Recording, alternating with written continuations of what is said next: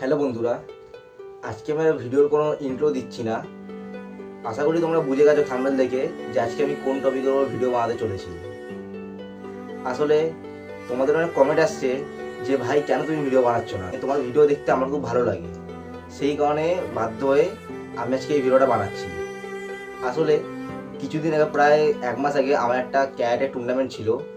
তোমরা যারা রেগুলার আমার ভিডিও দেখো আশা করি তারা হয়তো জানো যে আমি ক্যারাটে শিখি বলে। এবার ওখানে আমি ক্যারাটে টুর্নামেন্টে আমার খুব যাওয়ার ইচ্ছা ছিল এবং আমি ক্যারাটে টুর্নামেন্টের জন্য আমি রেডি হচ্ছিলাম। প্রায় 1 সপ্তাহ আগে থেকে আমি অনেক ট্রেনিং করছিলাম, এমনি টাইমে তো আমি ট্রেনিং করি, এবং আমি 1 সপ্তাহ আগে থেকে আরও মন দিয়ে আমি ট্রেনিং করছিলাম যাতে আমি টুর্নামেন্টে গিয়ে জিততে পারি।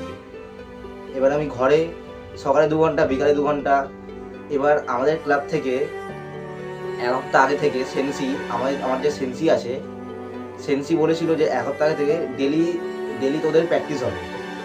তো সেই হিসাবে প্রতিদিন, হয়তো কোনদিন সকালে কিংবা বিকালে, প্রতিদিন একদিন করে যেতাম প্র্যাকটিস করতে। ওখানেও 2 থেকে 3 ঘন্টা কন্টিনিউ প্র্যাকটিস করতাম এবং ফাইটিংও করতাম, কাতাও করতাম। আসলে ক্যারাটের দুটো পার্ট হয়, একটা হচ্ছে কাতা এবং একটা হচ্ছে ফাইটিং।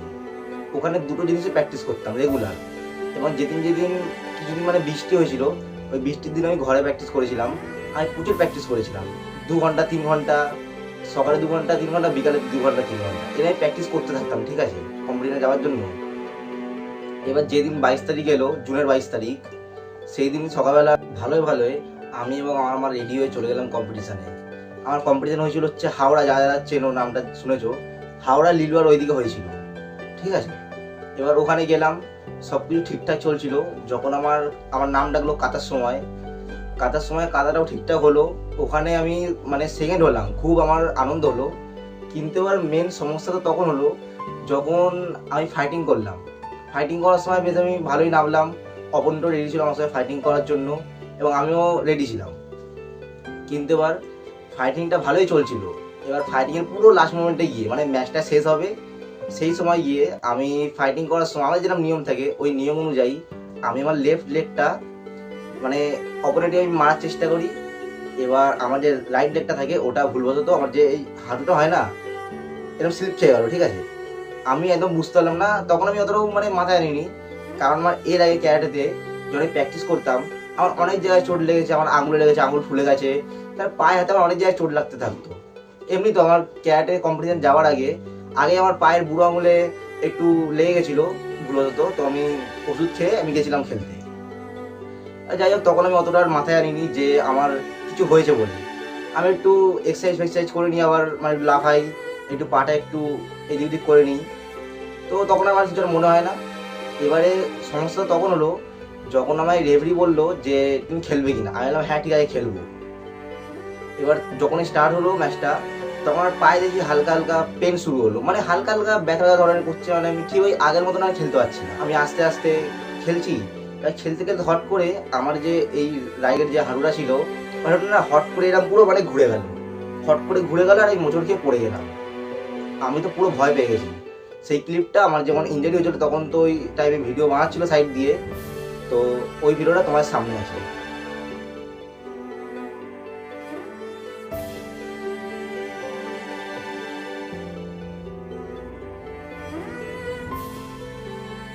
তারপর আমার যখন ওখানে ফাইটিং করার সময় মোটামুটি লেগে গেল, সেই মুহূর্ততে আমি আর ওখানে থাকতে আর ইচ্ছে হচ্ছিল না আমার। সেই কারণে আমাদের ক্যারাটে ক্লাবে একটা আমার ফ্রেন্ড আছে, সেই ফ্রেন্ডের বাবা আমার কাকু, ওই কাকু বললো যে ঠিক আছে তাহলে আমরা তো তোদের বাড়ির ওই দিক থেকেই যাবো, তাহলে তোদের বাড়িতে ড্রপ করে দেবো গাড়ি করে। এবার আমার এতটাই ক্ষমতা ছিল না যে আমি ওখান থেকে হাঁটবো, হাঁটতে গেলেই আমার পাটা এরকম স্লিপ খেয়ে যাচ্ছে, আমি দাঁড়াতেও পারছিলাম না ঠিক করে। কাকু আমাদেরকে বাড়িতে ড্রপ করে দিল, ধন্যবাদ কাকু।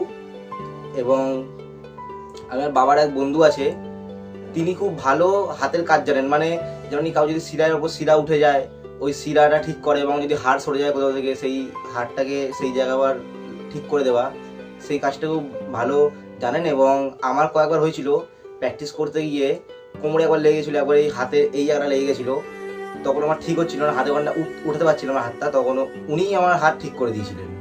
তো ওই জেঠুকে আবার আমি বাবাকে বললাম যে ওই জেঠুকে ফোন করতে, তিনি আবার এলো, এসে আমার হাঁটুটা দেখলো যে কি হয়েছে, বললো যে এটা কিছু তেমন কিছু হয়নি, শিরার উপর শিরা উঠে গেছে। মালিশ করে দিল, বললো এবার হেঁটে দেখতে।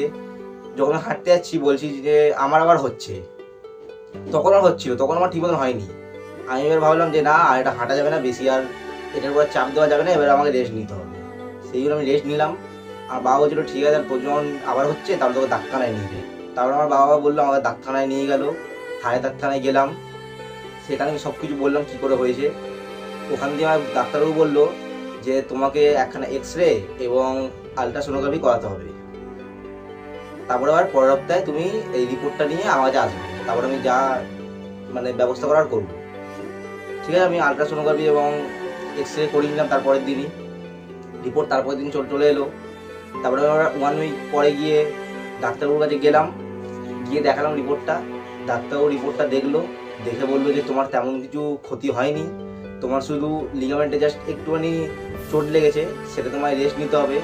এবং কিছু ওষুধ দিয়েছিল, সেই ওষুধটা বলেছে যে 1 মান্থ পুরো খেতে হবে, সেই ওষুধ 1 মান্থ খেতে হবে। এবং একটা মলম দিয়েছে, মলমটা লাগাতে হবে, আর গরম সেক দিতে হবে। আর একখানা ব্যায়াম দিয়ে গিয়েছে, সেই ব্যায়ামটা প্রতিদিন সকালে 15 মিনিট এবং বিকালে 15 মিনিট দুবেলা করতে হবে, তাহলে তোমার ঠিক হয়ে যাবে। এখন এটা আমি করছি 10 দিন প্রায় হয়ে গেছে।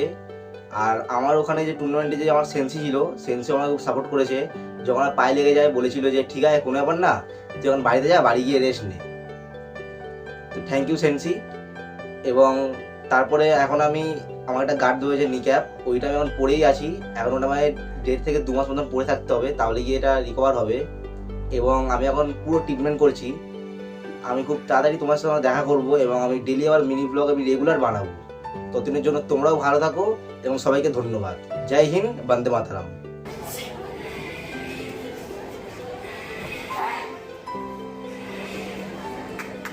শাবাশ।